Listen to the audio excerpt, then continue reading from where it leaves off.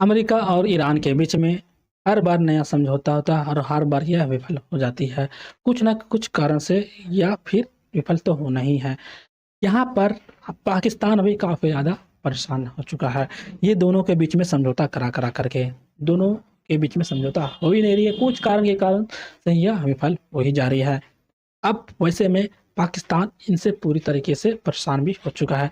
अभी फिर नया हमला चालू हुआ है और इस बार हमला खाड़ी देशों में भी हुआ है, जिससे अब धीरे-धीरे ये वर्ल्ड वॉर की तरफ भी बढ़ रहा है। आखिर इन देशों पर हमले क्यों किए जा रहे हैं? कारण क्या है? और ये नया हमला किस कारण से हुआ है? कौन पहले हमला किया गया था? ये सारा कुछ हम लोग पूरा अच्छी तरीके से चलिए इस वीडियो में डिस्कस करते हैं।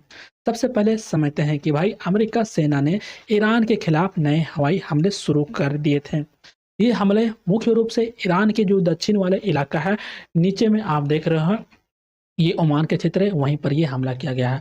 ऐसे-ऐसे क्षेत्र में इस बार हमले किए गए हैं जिससे ईरान पूरी तरीके से कमज़ोर हो सके। वहीं इराक में भी हमला हुआ है, जॉर्डन में भी हमला हुआ है, कुवैत में भी हमला बर हुआ है। आखिर भाई इन देशों में हमला क्यों किया जा रहा है? ये हम लोग आगे पूरे अच्छी तरीके से समझेंगे। पहले समझो कि आखिर ये हमले का पीछे का कारण क्या है? आखिर सबसे पहले स्टार्ट कैसे हुआ? जहाँ पर जॉर्डन में रहते थे अमेरिकी सेना, अब वहाँ से ईरान ने क्या किया भाई, हवाई हमले से और ड्रोन से वहाँ अटैक कर दिया, जिस कारण से अमेरिका के कुछ सेना मारे गए और कुछ सेना घायल भी हो गए, जिससे अमेरिका काफ़ी ज़्यादा बौखला उठा। अब अमेरिका ने भी अपने तरफ से पूरी तरीके से हवाई हमले ये भी चालू कर दिया। ये इस कारण से धीरे-धीरे बढ़ते चला गया। लेकिन वहीं अमेरिका का उद्देश्य है कि भाई अमेरिका के सैनिकों की मौत का बदला लेना, कि कोई भी हमारे देश के सेना को मार देता है तो भाई क्यों हम चुप रहें? तो वही अमेरिका पूरा तरीके से बौखला उठा। वह भी अपने हवाई हमले चालू कर दिया, जिससे कि ईरान के उन क्षेत्रों पर हमला चालू किया, जिससे ईरान को जो भी इनकम आती है उन क्षेत्रों को काफ़ी नुकसान पहुँचे और पूरी तरीके से कमज़ोर हो। लेकिन वहीं ईरान का उद्देश्य था कि उन पर हमला करने का, जहाँ पर अमेरिका के दबाव बनाना और अमेरिका सैन्य बलों को नुकसान पहुँचाना। यदि अमेरिका के सैन्य बलों को एक बार नुकसान पहुँचाया जाए तो भाई वह पूरी तरीके से कमज़ोर हो सके, और जो भी अमेरिका के जो सहयोगी देश है उनको पूरी तरीके से चेतावनी देना कि तुम पीछे हट जाओ, इनको साथ मत दो। ये ईरान पूरा चाहता है ताकि जो ये युद्ध हो रहा है अमेरिका उससे पीछे तरीके से हट जाए। लेकिन यहाँ पर आप समझो कि जॉर्डन और कुवैत ही क्यों? आखिर जॉर्डन और कुवैत में हमला क्यों किया गया? आखिर कारण था क्या? जहाँ जॉर्डन और कुवैत में दोनों देशों के बीच में अमेरिका के काफ़ी बड़े सैन्य अड्डे वहाँ पर मौजूद है, और यहाँ अमेरिकी के जितने भी हथियार हैं, सैनिक हैं, सारा कुछ यहाँ पर मौजूद है। जो ये देश है अमेरिका के लिए काफ़ी ज़्यादा इम्पोर्टेंट माने जाते हैं और काफ़ी ज़्यादा सहयोगी भी हैं। इन देशों पर हमले से अमेरिका को नुकसान काफ़ी ज़्यादा हो सकते हैं, इसलिए ईरान ने इन देशों को टारगेट किया। सबसे पहले समझो कि आखिर ये जॉर्डन में कहाँ-कहाँ हमला किया गया? जहाँ अमेरिका के सैन्य विभाग थे, जितने भी सैन्य थे, पूरा ईंधन था पूरा भरा हुआ। वहीं कुवैत में जहाँ पर गोला बारूद पूरी तरीके से भरा हुआ था।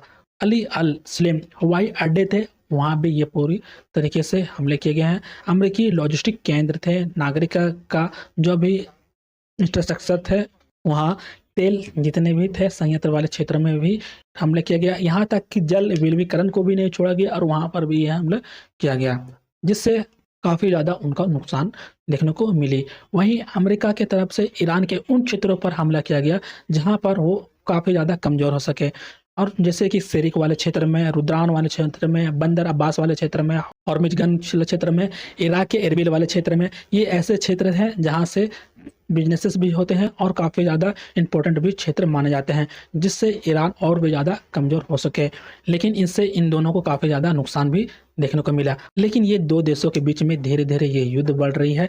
ये काफ़ी सारे देशों को भी इससे नुकसान पहुँच रही है। अब देख ही सकते हो कि धीरे-धीरे ये युद्ध कहाँ जा रही है। धीरे-धीरे बढ़ते-बढ़ते वर्ल्ड वॉर 3 की तरफ ये बढ़ते चले जा रही है, और ये नुकसान 1-2 देशों के बीच में नहीं हो रही है, काफ़ी सारे देशों को भी नुकसान हो रहे हैं। अभी देखो तो हॉर्मुज़ का रास्ता पूरी तरीके से बंद कर दिया गया है। अब हॉर्मुज़ का रास्ता बंद हो जाता है तो भाई आप समझ सकते हो कि कितना ज़्यादा तेल में प्रॉब्लम होती है, गैस में प्रॉब्लम होती है। यहाँ तक कि काफ़ी ज़्यादा महँगाई भी बढ़ जाती है। जिससे सिर्फ ये 1-2 देशों की प्रॉब्लम नहीं हो रही है, धीरे-धीरे अब ये बढ़ते चले जा रही है। अब आगे क्या हो सकता है, ये दोनों के देशों के बीच में समझौता होता है या फिर से अब ये वर्ल्ड वॉर 3 की तरफ पूरी तरह होने के लिए तैयार है। आप इस विषय में क्या सोचते हैं? अपनी राय हमें कमेंट में ज़रूर बताएँ और इनसे किसी तरीके का फिर से अपडेट आता है तो मैं आपको ज़रूर ला कर के दूँगा। यदि चैनल पे नए हैं तो चैनल को सब्सक्राइब करके बेल आइकन नोटिफिकेशन को ऑल पर क्लिक कर लेना। तो चलिए फिर मिलते हैं ऐसा ही एक और अगले वीडियो में, तब तक के लिए धन्यवाद।